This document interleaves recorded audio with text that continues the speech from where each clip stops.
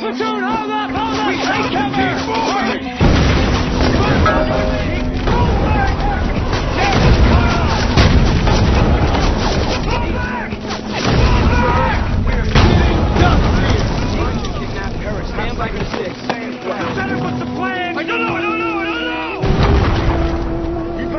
On that radio to me now. Lieutenant, what's the plan? Captain Winter, what's the plan? Okay, Foley! You take your men on a flanking mission around the village and attack it from the rear! Right. First platoon trying to land around, but they're stretched out. They're pinned down by a sniper. I believe he's in the building with the cage-in roof. All right, I want mortars and grenade launchers from that building till it's gone. When it's gone, I want first to go straight in. We're going around back to the village, and we attack from the rear. Ramirez, 2 guys, take them, go! Find some cover behind this table. Shit! Plan! Captain Winter, what's the plan? Okay, Foley! You take your men on a flanking mission around the village and attack it from the rear!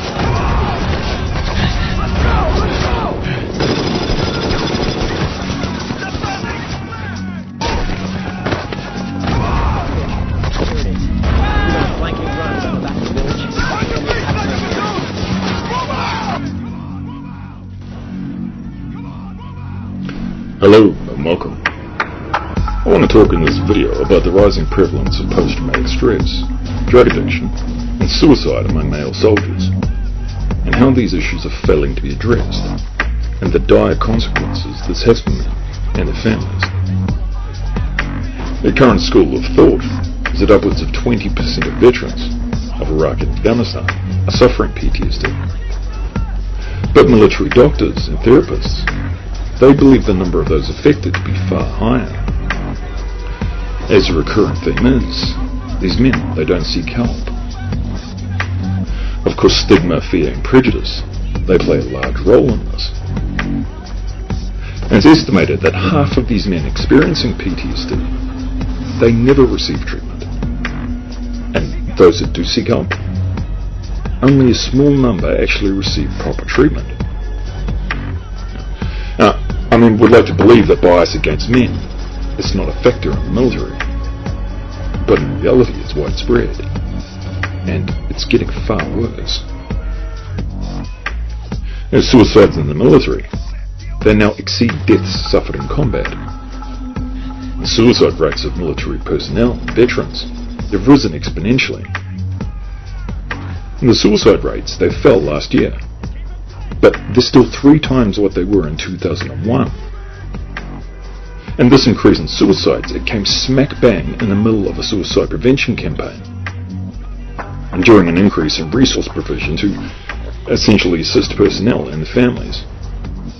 So the question is, what's going wrong? I've had the experience of working with men who served in the military. I've worked with them in group therapy and also in everyday life. And these are veterans from Iraq and Afghanistan. And by their accounts, it's the worst it's ever been over there. The sheer scale and brutality of the combat, it's extreme. So in turn are the psychological wounds. And there's no way to know how a man will react to trauma, because every man is different. And it doesn't matter what training you receive. When you're in the field for the first time under fire,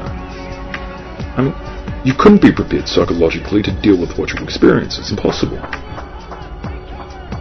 A veteran I knew, he stated his first firefight was just like being spat out the end of a lawnmower. The intensity and the violence, it's unimaginable unless you've actually been through it. And the more combat you experience, it gives you an idea of what you'll experience going forward.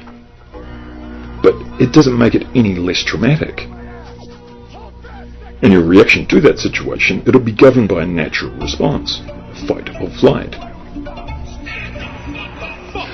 But then you train from military top brass. It seems to be blame the victim. That a soldier's family history, a soldier's social status, his mental and genetic makeup, determine whether that soldier experiences PTSD. And this perception is a real cause for concern. In 2008, the Pentagon, they put out a study. They analysed the records of over 1 million soldiers who suffered mental health issues while serving. And the study's conclusions suggested what caused these soldiers to take their own life was their personality makeup. That unresolved issues from their past led to conditions like depression. And because of poor coping skills and a lack of personal resilience, led them to be more susceptible to PTSD.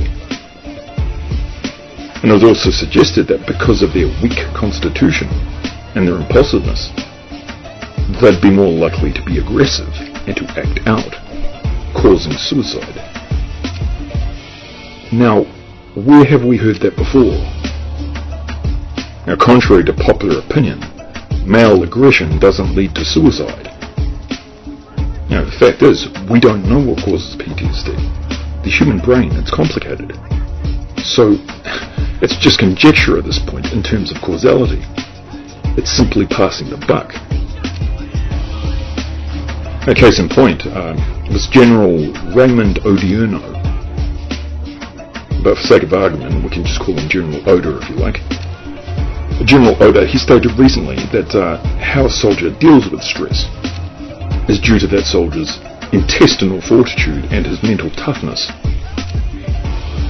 Now, I can understand wanting to find a root cause. Their suicide rates, they're skyrocketing. But assigning blame to a man's genetic makeup is bullshit.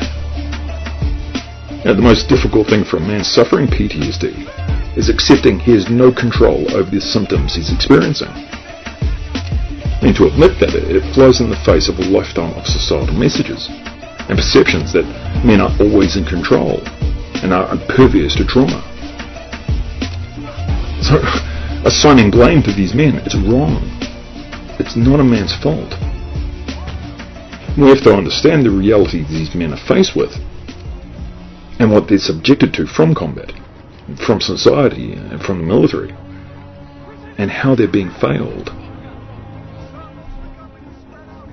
And speaking from personal experience, I never served in the military, but I suffered a trauma a few years ago, and it was no one's fault what happened, but I was in an induced coma.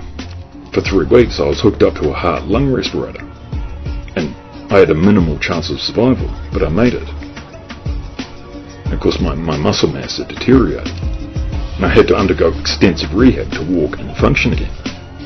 I'm back to full functionality now, but I had my fair share of scars from what happened. But the physical trauma, it was nothing compared to the mental trauma. Now, I remember it. I'd suffer flashbacks. I'd go into floating phases. I had nightmares. I'd wake up in a panic, convinced I was suffocating. No, I was terrified of my surroundings. I'd lash out at people. I'd avoid crowds. And I became emotionally numb. I couldn't stand to be touched by anyone. And the girl I was with, I couldn't even kiss her. Because I'd feel I was suffocating. And I got increasingly paranoid, and I was distrustful of people. And all the while, I told myself I was fine, and I had a handle on this. Now, I recognised the symptoms, but I still wouldn't allow myself to admit I was not in control of what I was experiencing. And it finally took a friend of mine, who was actually a Vietnam vet, to actually get me to accept reality. And he introduced me to a group of veterans who essentially experienced post-traumatic stress, and they helped me work through it. But I kept trying to minimise my symptoms when I was around these men. I felt it was like comparing a sprained ankle to an amputated leg. My trauma felt insignificant next to theirs, but I needed to accept my reaction to this trauma. I needed to accept it was valid, and that it needed to be addressed. And since then, I've worked with a number of ex-soldiers, and their experience of PTSD is compounded on a number of levels. Reintegrating back into society after deployment, it can be incredibly difficult, and sometimes next to impossible. And as hellish as combat is, at least in their unit, they were supported. And all the men I've worked with stated that if they were given the opportunity to return to active service, they'd take it. The reason they give is because they miss the brotherhood that they had over there with other men. The bad times, the good times, the downtime. They were all in it together. And we don't have that in society. Men are isolated to begin with. We're all taught to distrust and hate other men and masculinity. Trauma only intensifies this. And soldiers, they feel alienated when they come home. A man, he's lost his sense of self, who he was before he left. And in some cases, his family, they've changed to adapt to him leaving. So family, they can literally feel like strangers. And combine this with PTSD and a lack of viable support structures, and we're setting that man up to fail. A great deal of focus, at least in the public arena, has been placed on assisting veterans. But fear and stigma, they still remain. And many veterans, they feel, and quite rightly so, that if they speak up, they'll be seen as a liability and be discharged. They'll be labelled genetically dysfunctional. And this fear is valid. And all this is essentially putting the burden of blame on the soldier, so the military can avoid taking blame or funding more extensive treatment